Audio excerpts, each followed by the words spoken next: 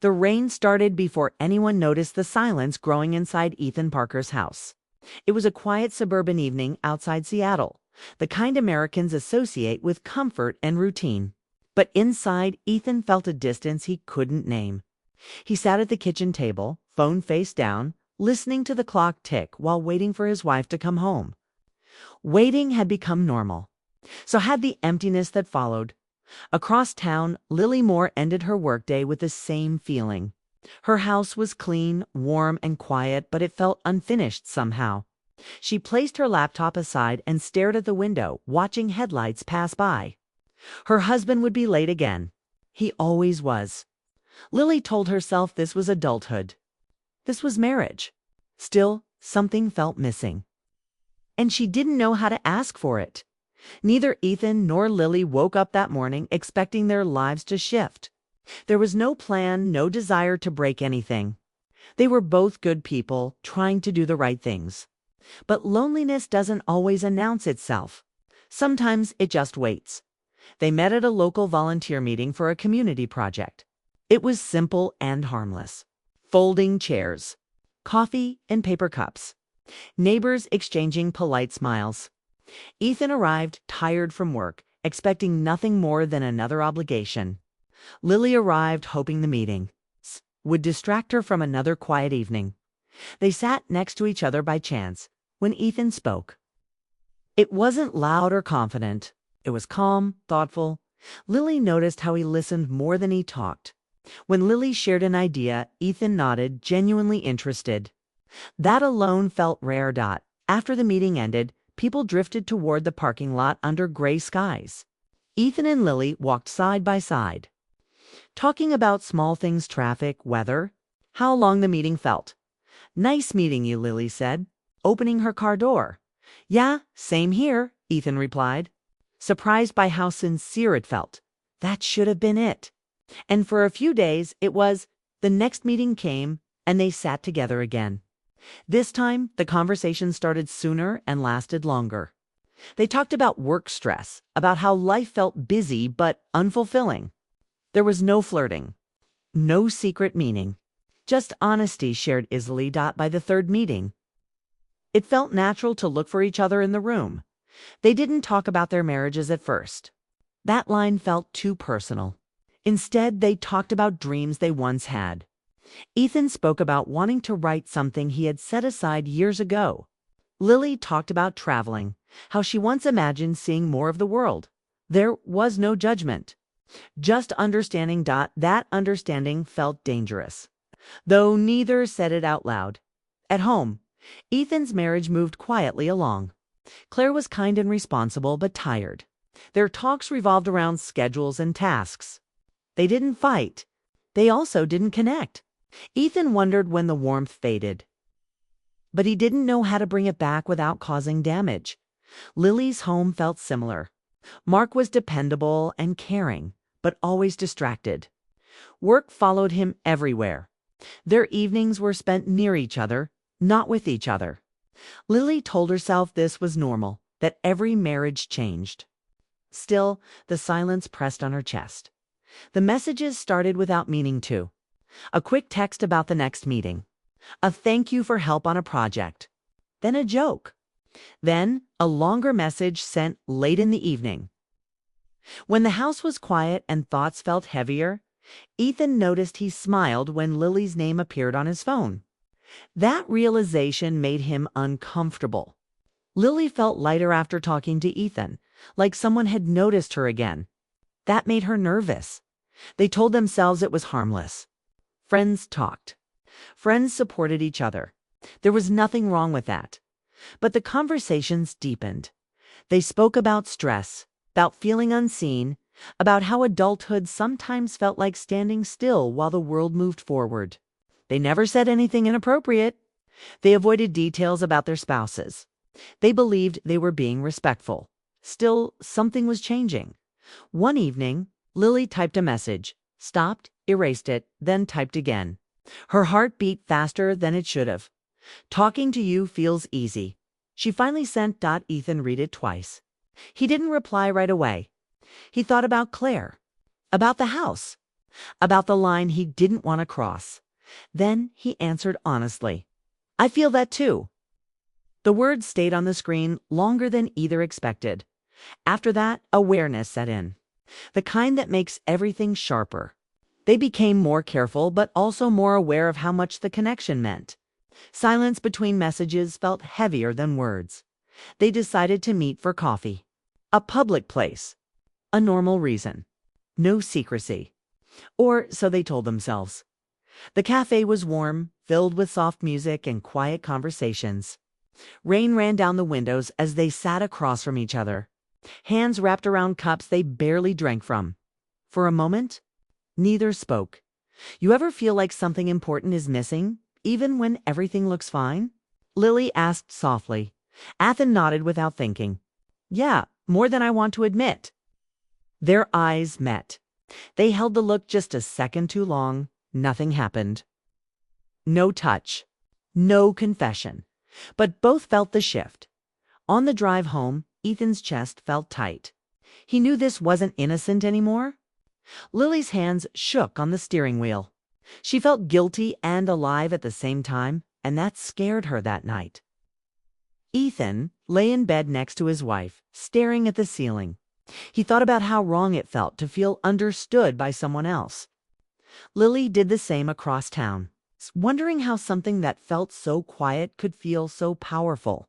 They didn't talk about what it meant. Not yet. But the truth was already there. Something had begun that neither planned, neither wanted, and neither knew how to stop. And that was only the beginning.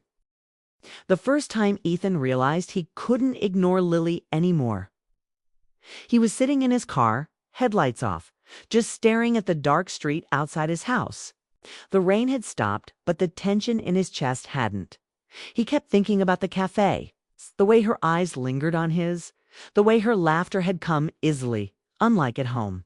It scared him. It thrilled him. And he hated himself for both. Across town, Lily pressed her hands to the steering wheel, telling herself it was over, that this was just a harmless connection. And yet her mind replayed every word they had exchanged, every moment they had shared. It wasn't harmless, and deep down, she knew it. They tried to pull back. Texts became infrequent. Meetings were skipped or canceled. They told themselves they needed space, that this was right, that it was fair. But absence didn't heal anything. It only made the longing sharper. Silence became heavy, a quiet pressure that followed them into their homes, into the lives they were supposed to be focused on. Ethan noticed himself flinching at Claire's questions, his mind wandering. Lily froze when Mark asked about her day, wishing she could tell him something true but couldn't. One evening, after a particularly long day, Lily finally sent a message she had been holding back. It was short, hesitant. "I think we should stop talking like this." She sent it and immediately regretted it. Ethan read it while staring out the window of his office, the city lights blurred by rain. He didn't answer at first. He knew she was right. He also knew he couldn't let go that easily.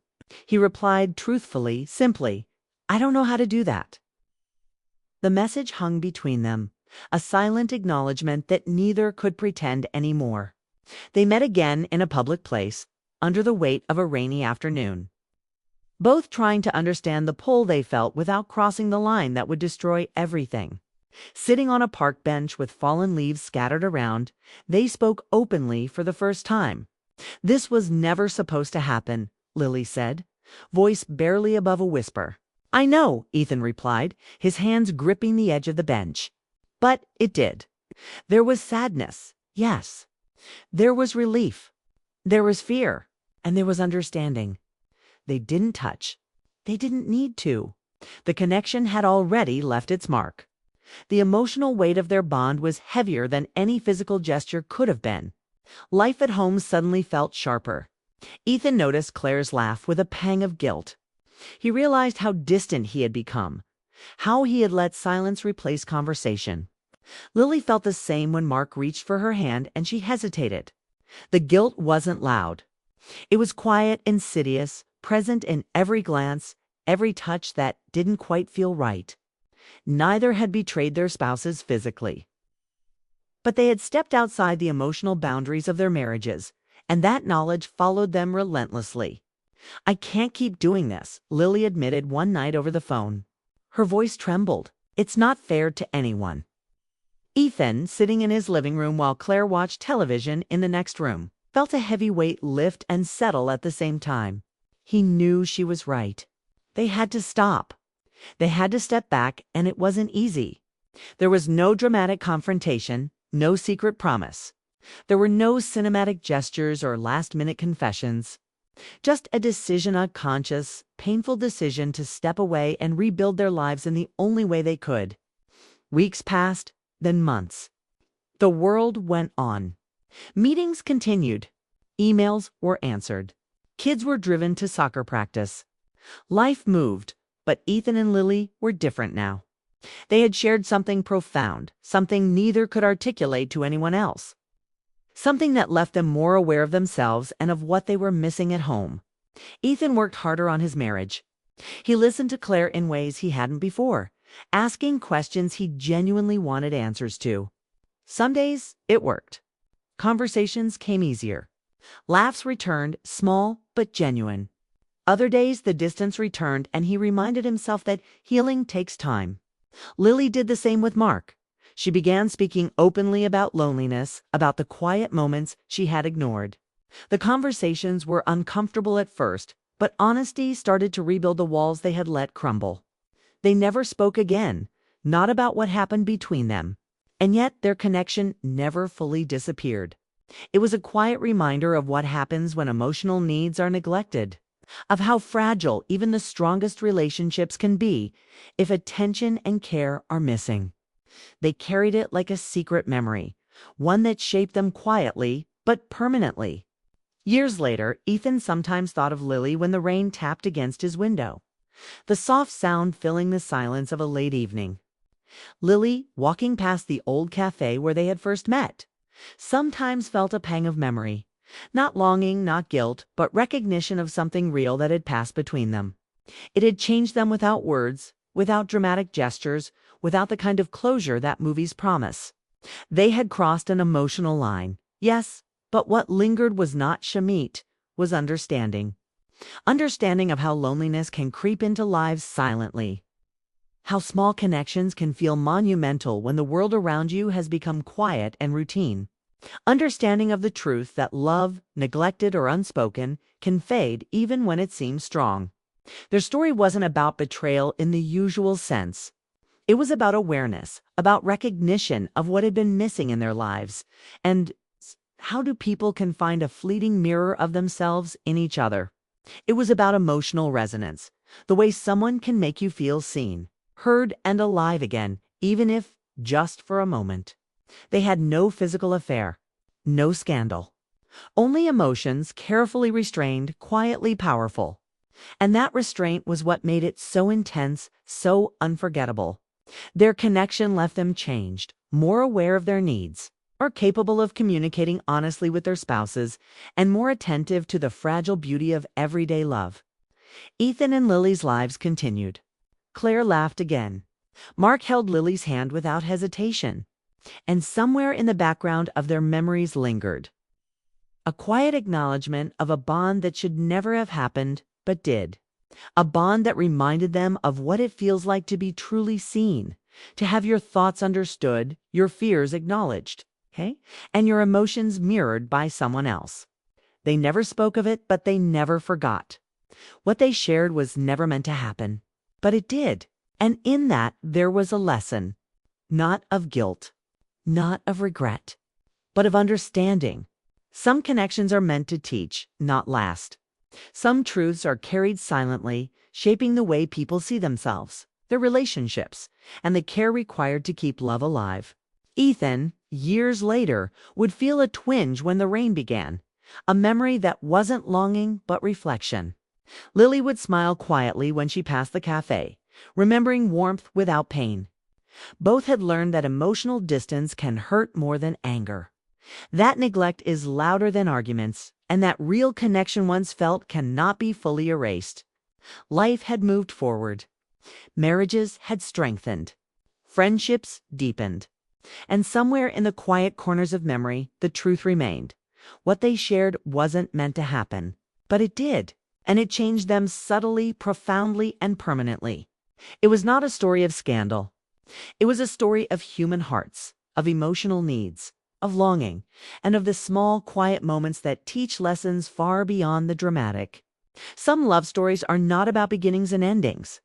They are about understanding, growth, and the unspoken marks left on the soul. Ethan and Lily had learned that lesson in the most unexpected way, and it stayed with them for the rest of their lives.